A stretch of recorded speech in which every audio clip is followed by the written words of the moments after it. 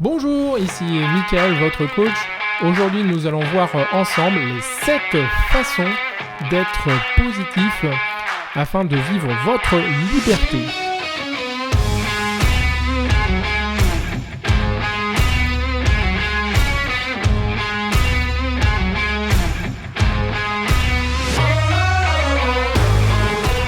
Vous est-il arrivé d'avoir des hauts et des bas ? Je pense que oui, vous en conviendrez vous-même, la vie n'est pas tout le temps linéaire. On connaît des hauts et des bas, et ce, dans pas mal de domaines de notre vie, que ce soit carrière, que ce soit dans les relations amoureuses, les relations personnelles, dans votre couple, dans aussi votre santé. Là, des fois, la santé, un petit peu, ça virevolte. Maintenant, j'aimerais vous poser une autre question.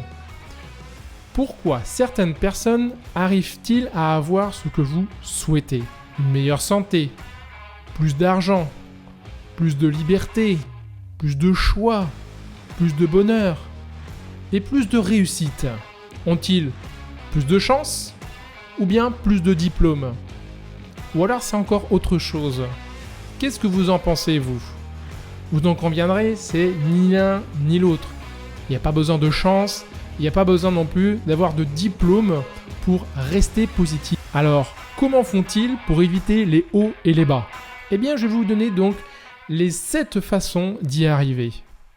Première façon, l'énergie. Vous devez avoir un maximum d'énergie, si ce n'est vraiment une énergie stable. Et pour avoir de l'énergie, ou du moins qu'est-ce que l'énergie ? L'énergie, c'est quoi ? Eh bien, il faut que vous soyez en mouvement, en action, pas en inertie. C'est comme ça que fonctionne l'énergie. Le fait d'être en mouvement va appeler donc de l'énergie. Ça va en consommer, mais ça va aussi en fabriquer d'autres. Et donc, vous aurez beaucoup plus d'énergie que vous allez en perdre. Donc, soyez toujours en mouvement, faites du sport, soyez actifs. L'autre façon de gagner de l'énergie, c'est de bien s'alimenter et de surveiller son alimentation. N'ayez pas non plus une alimentation trop riche, trop grasse, trop sucrée, trop salée. Cela va alourdir votre système et votre corps. Et surtout, en fait, quand vous allez manger pour le midi, l'après-midi, c'est généralement désastreux. Votre niveau d'énergie sera complètement à 0, voire à 1 ou 2, mais il sera totalement faible. Donc, surveillez bien votre alimentation et sélectionnez vraiment les aliments que vous souhaitez mettre à l'intérieur de votre corps.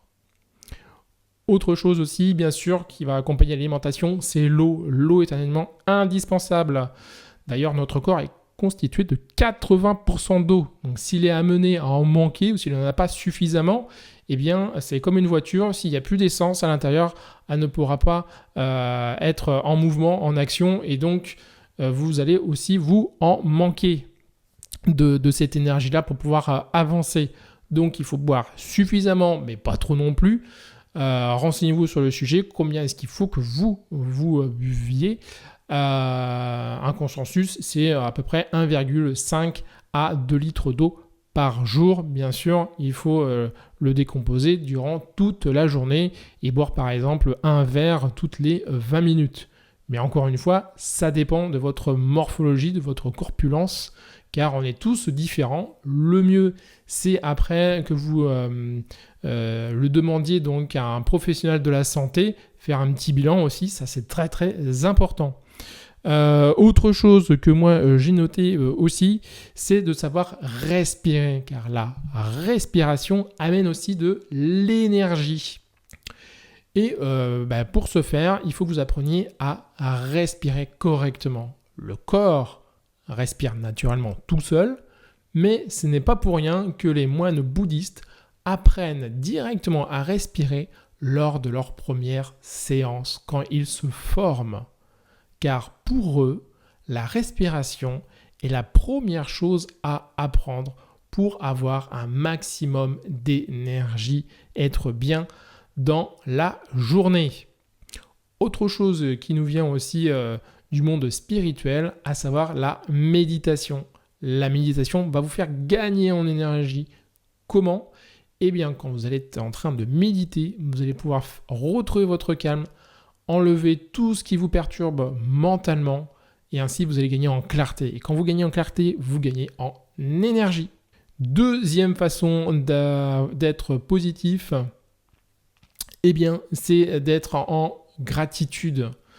Être en gratitude va vous permettre d'être beaucoup plus heureux et d'être positif. En effet, soyez gratitude envers qui vous êtes, envers ce que vous faites et envers votre environnement, envers votre entourage, envers ce qui se passe autour de vous.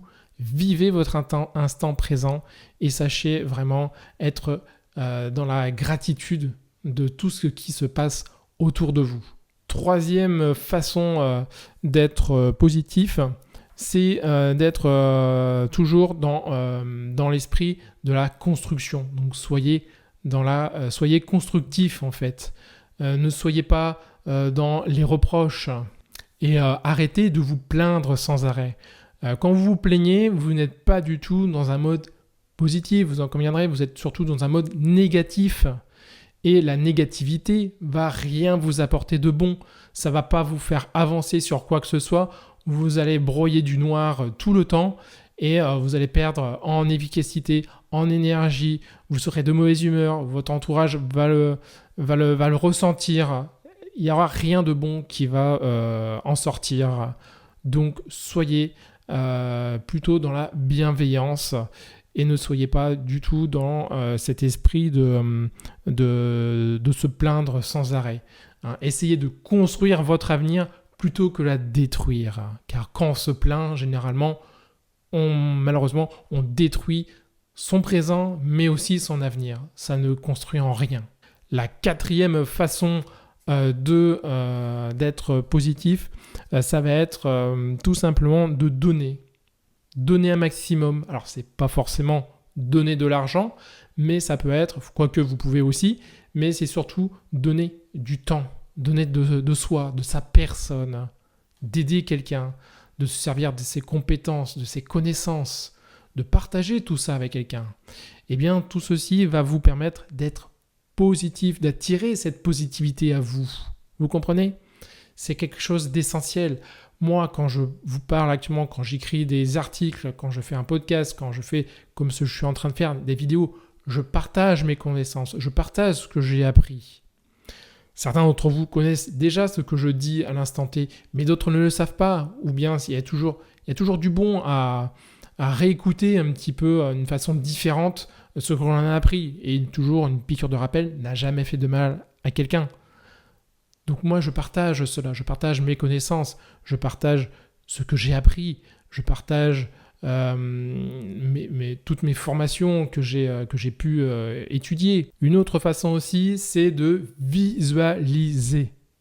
Alors vous devez visualiser non pas ce qui ne vous intéresse pas, non pas ce qui vous fait du mal, mais plutôt justement l'inverse.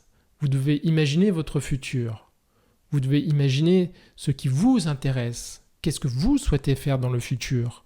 Dans 1 an, dans 3 ans, dans 5 ans, 10 ans, si vous souhaitez. Si 10 ans vous paraît beaucoup, commencez par 1 an, par 6 mois même, pourquoi pas ? Ou même 3 mois. Essayez de voir qui vous souhaitez être dans votre futur. Avec qui souhaitez-vous partager votre vie ? Quel va être votre entourage ? Comment sera constituée votre vie ? Comment seriez-vous habillé ? Où habiterez-vous aussi ? Essayez vraiment de visualiser, c'est un outil très très puissant qui va vous permettre d'avoir votre plan de bataille sur qu'est-ce que vous devez faire pour aller là où vous souhaitez aller. Autre façon d'être positif, c'est tout simplement de rester focus et concentré. Essayez de rester concentré vraiment sur là où vous souhaitez aller, sur ce que vous souhaitez faire, sur ce qui vous tient à cœur. Sur ce que vous souhaitez défendre en fait. Restez focalisé là-dessus et oubliez le reste. Oubliez tous les bruits aux alentours. Ça ne vous apportera rien de bon. Au contraire, restez focalisé sur ce qui vous souhaitez être, qu'est-ce que vous souhaitez défendre, qu'est-ce que vous souhaitez partager aux autres, qu'est-ce que vous souhaitez donner. Et là, vous serez dans un esprit positif et vous allez pouvoir gagner votre liberté et vivre comme bon vous semble et pas comme quelqu'un qui vous l'aura demandé. Soyez maître de votre destin et de vos actions. Et enfin, dernière façon d'être positif, c'est justement d'être positif avec soi-même et avec les autres. Alors, j'ai une dernière question, ou même deux, c'est êtes-vous positif avec vous-même? Est-ce que vous êtes bienveillant avec vous-même et avec les autres? Qu'est-ce que ces façons de faire pour devenir plus positif vous a-t-il inspiré? Merci de me laisser donc dans les commentaires juste en dessous de cette vidéo qu'est-ce que vous en avez pensé, qu'est-ce que vous ne feriez pas ou qu'est-ce que vous feriez pour justement augmenter votre positivité. Je vous remercie de m'avoir écouté et je vous dis à bientôt dans une nouvelle vidéo. Et je vous rappelle aussi que vous pouvez télécharger, donc il y a un lien qui s'affiche donc normalement en bas dans la description, mon livre sur les clés de la confiance. Et je vous dis donc à très bientôt dans une nouvelle vidéo. Ciao!